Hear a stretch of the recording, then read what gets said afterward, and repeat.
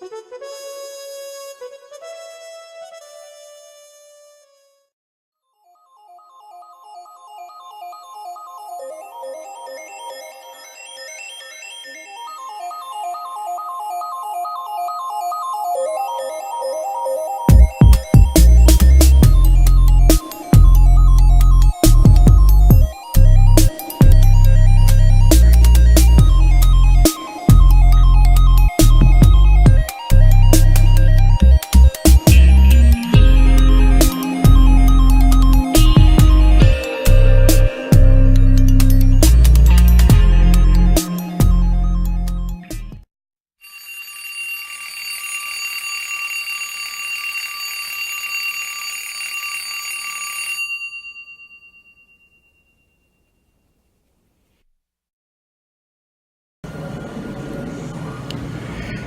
good morning. There it is, rolling in the 5:45 train to London, Victoria, and it's on time this morning, bang on time, which is our signal to join you with Break an Egg. Delighted to do so. It's been a tough week. Not sure that I'm feeling very sparky this morning, but there seems to be a lot happening around in a small way. Dear old Boris getting himself into a twist, but you've got to admit the man is colourful. You know that, a real good morning, and this is who we are. Mirador Television, Battle to Brighton, in case it's the first time you've found us. And we're like Marmite, you either love us or hate us, but you never, ever forget us. And I think that we are performing some sort of community service, because I don't think there's anything else really quite like this, where we're able to have a little television channel which looks after the East Sussex coastline, the tiny towns, that sort of rabbits on and has a go at various people. But it's my view, and I was reading again last night, is how they're getting themselves into a twist over Boris and his burqa. And you say, hey Keith, are you biased? This isn't politically correct, talking about burqas and so on in a derogatory way. Well, I'm not talking about them in a derogatory way.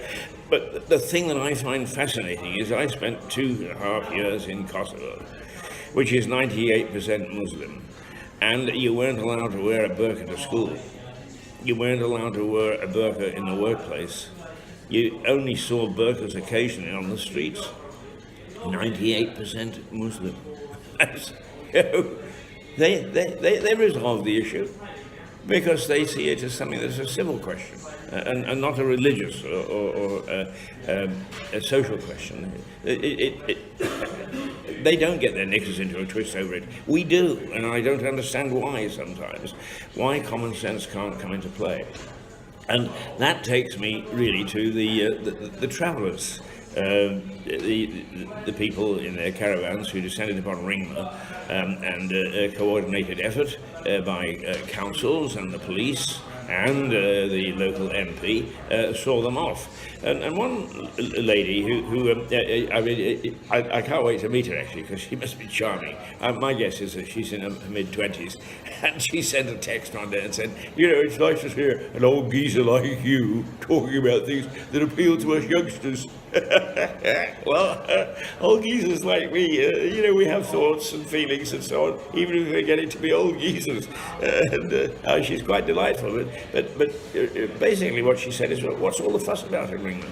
Well, apart from the obvious health problems and litter and theft and so on, the fact of the matter is we really have to be very careful that we don't turn into a whole bunch of vested interests. Gay people want their rights, and women's rights, and now travellers' rights, and rights for this and rights for that and rights for the other. Everybody's probably got a very good case, but until they actually get the thing changed in a court of law or in Parliament, we really need to observe the proprieties. In other words, the rule of law. Because if we don't have the rule of law, then we've got nothing. We'll descend into chaos. And it may not seem that we're doing anything terribly bad and sort of say, well, why didn't we just let them onto the green room for one night? Well, it's again the law, mate, and that's the point. It's against the law, and if we start nibbling at the fringes, then law descends into chaos, and we'll suddenly be walking the streets without proper policing, without safety, with everybody deciding that their own little bit was exempt from any rules. I mean, you've seen it, haven't you? The bloke in the big car, or sometimes the bloke in the little car, who stops in the bus zone. It says quite clearly, no cars here at all. But didn't mean it for him. He's exempt. I saw this quite clearly in Romania, where I actually worked on an anti-corruption campaign. And the people would quite happily point to the top and say those people are corrupt. And then when you question them on how they got their driving license, and they quite openly admitted that they paid 10 shillings over the counter to the man to make sure they got their licenses, only then did they realise that they were just as corrupt as the other official. So we've got to be very careful when we hurl abuse at Boris and hurl abuse at all sorts of other people in government, central government, that we're not actually indulging in the same practices ourselves. I'm not saying we've all got to be squeaky clean. God help it, if I had to try and be squeaky clean, I'd be in real trouble. I'd be spending years just working on that. But a rule of law is important, and just think about it. Think about what it would be like if we didn't have a rule of law. Then perhaps it answers a lot of questions. Anyway, the travellers' issue seems to have been resolved on their way. And I was... I was reading in Lewis Forum, a nice little area for people to express their views. It's like everywhere else, there are a few people that are silly with it, but mostly they're fairly sensible comments. And somebody was asking how you possibly get through to the planning department at Lewis District Council. And he said, press 1, press 2, press 3. It gets exhausting and frustrating. And then somebody else said, well, anyway, even if you get 1, 2, 3, 4, and you get through to somebody, it's where you started in the first place. It's absolutely no good whatsoever. And I must say that my own experience at the moment is, perhaps most of you know, I'm having a good old barney with the local council, and I'm looking forward to it. They're trying to take me to court now, which is absolutely superb, because I can't wait to have my day in court, as they say. And actually, oh, that's wonderful. Now that's service. Thank you very much indeed. Here, I've just been brought a cup of coffee at the Runaway, and as you saw from our opening scene, we're at the Runaway again, as usual. And it's a wonderful place to be. Make sure that you use it because it's been here for 30 years. I'd like to think it's going to be here for another 30. But this morning, this is not a recyclable cup, except that it'll go into the dishwasher and it'll be back on the shelves tomorrow. So I'm sorry I'm not using the recyclables, but they are here signed up to recyclable coffee cups. So be rest assured, the environment is under control in the Runaway. Oh, fantastic coffee! You've got to try it. But let's go back to the council and how to get hold of people. Well, at the moment, it's almost impossible. It's almost impossible. The council is in chaos, and we've talked about that many a time. But so many people are finding in so many ways that they can't get through to any department at all, that you're in a queue for 15 minutes, 20 minutes, and so on, waiting for a call to be answered, only for them to put you through to somebody who drops the phone, and you have to start all over again. And I mean, it's crazy. But trying to get through to the council, or trying to get through to any organisations, because one lady has reported to me that she has got a problem with her disability allowance, and she said when she gets hold of the appropriate department, they just put the phone down. Oh, thank you very much, is all these services for serving us, but you're not. And you're hiding behind press 1, press 2, press 3. Yesterday, I had reason to try and get hold of British Airways. I wanted to actually talk to their PR department, and it says, well, there's the press office. That sounds a good start. And you get there, and it says, if you are not a journalist, do not speak, because otherwise we're going to throw you out through the window along with the bath water. And then it gives you a number. Where do you start it? Press 1, press 2, press 3, press 4. I can have bought a ticket to Guatemala, upgraded 27 times, had my baggage picked up at my hotel, and had a free hotel in the process. By the time that I'd gone 1, 2, 3, 4, there was British Airways. There was nobody. Now, supposing that I really had a very serious issue, there is, I mean, even some of the finance companies have hold on until if you want to speak directly, face to face to somebody, hold on and we'll put you through. Not British Airways. I work for British Airways. I'm a great fan of the airline, to be quite honest with you. But really, they've gone the way of all these companies, and it's just ridiculous. It's just absolutely stupid. And as soon as somebody comes to grips with, get rid of all these systems and put some human voices back on the air, on the end of the phone, we're going to put up with this silly nonsense, and it's the old computer taking over again, isn't it? You know, nobody's got any gumption to actually look at an alternative service. So if you want to make a fortune, find an alternative service. I don't know what the alternative is. Perhaps it is really scrapping the whole thing and going back and having people. Really, can we talk to people? Because soon we're going to be talking to computers and to distant voices, computer-generated voices, and nobody is going to talk to anybody. And then we'll find out what sort of society we've created for ourselves. Nobody knows how to talk to another person because we're so busy now talking to computers.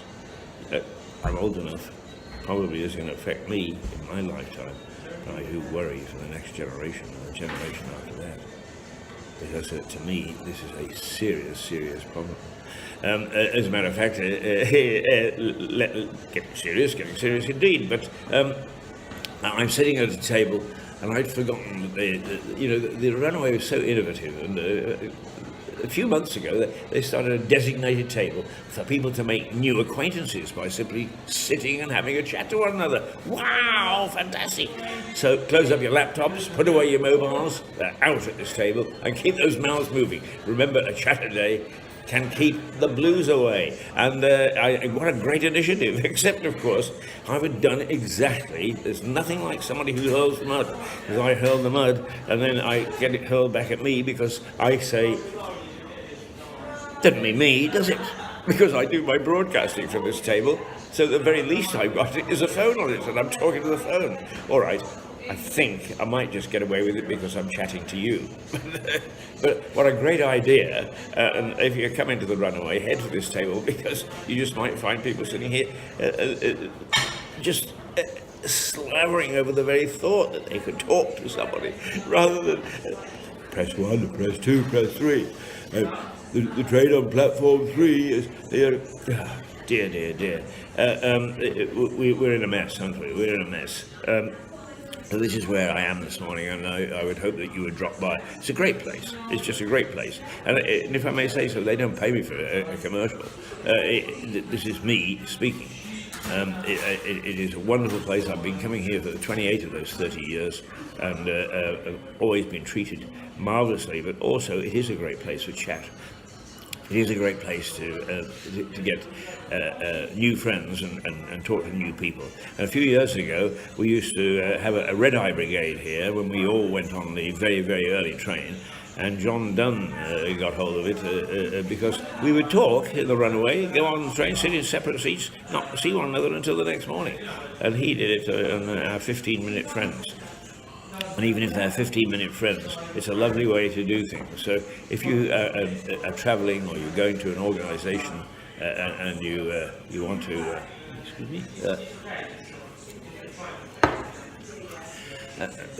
have a nice start to the day. Start something. Start a 15-minute friend organization. They're lovely people to chat to. Whether you're catching a train, a plane, a bus, whether you're going to the supermarket, whether you're going to the bank, and that's the problem. the banks and all the big organisations have decided they don't want us chatting in their premises. Oh, far more important things to do. Well, what we've got to do is send out a threatening letter to you, please. Well, the computer does that. It doesn't take your time. How about a little chat? It would be very nice, wouldn't it? Let's bring the banks back and the post offices as marketplaces. That's what the efficiency teams have forgotten. There is the human element, and they're not taking any cognizance of the human element. And then we get a Donald Trump in charge. I'm not saying whether I approve of Trump or I don't approve of Trump, but he's there because the establishment forgot to talk to people. And our establishment has forgotten to talk to people. And what have we got? We've got chaos in Westminster. We've got a Labour Party that doesn't know where that place is going, running one way or another. We've got a Conservative Party that's so busy biting itself, it doesn't know where it is. We've got a Liberal Party that's just out of the picture altogether. So there is chaos. What's going to come out of chaos? But sometimes, and here is a big danger, what comes out of chaos is authoritarianism. And that we don't want. We don't want a dictatorship in this country. We've got a constitutional monarchy and it works very well. Thank you very much. But the way that our politicians are dicing with things is anything can happen. Can you just see now the Queen being taken to a car in handcuffs by somebody who wants to take over the country? Okay, what a scenario! Never going to happen. I don't think anyway. I'm sure it's not going to happen. That is my one sure in life. By the way, it's just 6 o'clock, and the train to London Bridge, the 6 o'clock train, the ghost train, has just rolled in to pick up people and take them off up to London. That's great for a Friday morning. We know that the trains are more or less running on time, so you don't have to change your travel plans early on. Oh, just a reminder to people in New Haven and Seaford that your next week your trains become buses for 3 weeks, I think it is. And knowing the track record, it'll be a bit more than that. Okay, if you live down there, of course, I'm sure that you're very aware. But if you're travelling there or you're not used to going on a regular basis, watch it because you might have to catch a bus. And that is, that adds on a good 20 or 30, 40 minutes onto your so getting to New Haven, which normally takes 5 minutes, can take you half a day. Oh, dear.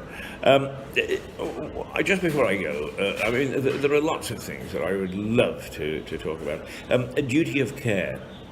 Brighton Council have been accused by a disabled lady of abandoning her because she's in a new block of flats and the lifts aren't working.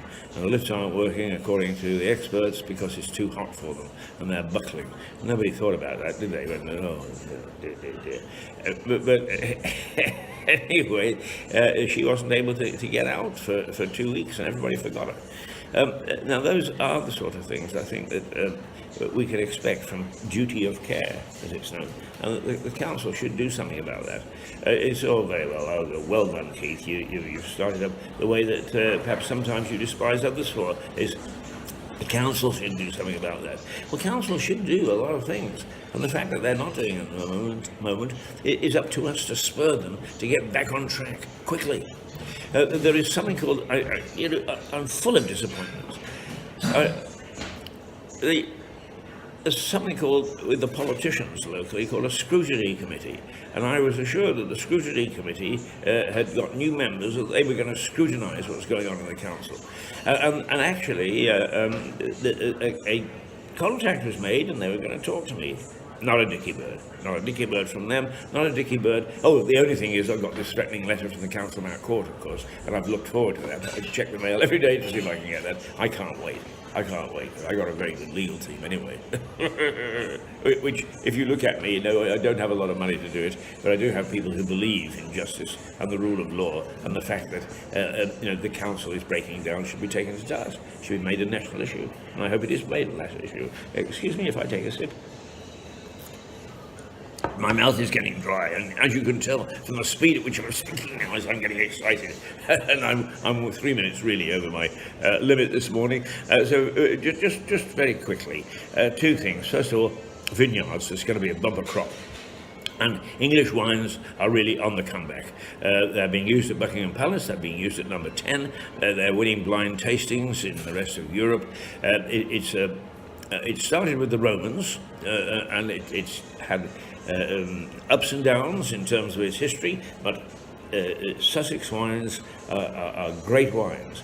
Buy them if you can, because you're getting something better in quality than you would get from French wines at the moment. I'll say they won't change at the moment, and there is a bumper crop, which hopefully will bring the price down a little bit, and you can get a good taste of an English wine. Some great names too, Creaky Bottom, things like that, of wines. So anyway, I haven't I've run out of time. Press 1, press 2, press 3. You see, if you press 1, what happens is that, I pressed 1, so I get celebrating 30 years, right? Press 2, Mirador Television, Battle to Brighton. Press 3 if you wish to speak face-to-face to an advisor. On Mirador Television, you press 3 and you get somebody. Oh, it's me. I'm not a very good advisor. I just shout a lot and scream a lot, and I have a big mouth. But c'est la vie. That's what you've got for the moment. Lots of things I should have talked about this morning. There's never enough time to talk about them, but let's get back to people talking to people, because our society is going to collapse. And I think we can see American society collapsing. And one of the things about Donald Trump is he's managed to put a tariff on newsprint. So small newspapers, local newspapers, are going out of business. That started to happen here some time ago. Have you tried getting news off the web? It's a nightmare. You have to sign 10,000 things saying that you'll eat a cookie a day. You have to make sure that you dive and duck around the ads that pop up long before you get to any news. That's the sort of thing that doesn't help online newspapers, and the local papers are beginning to recede.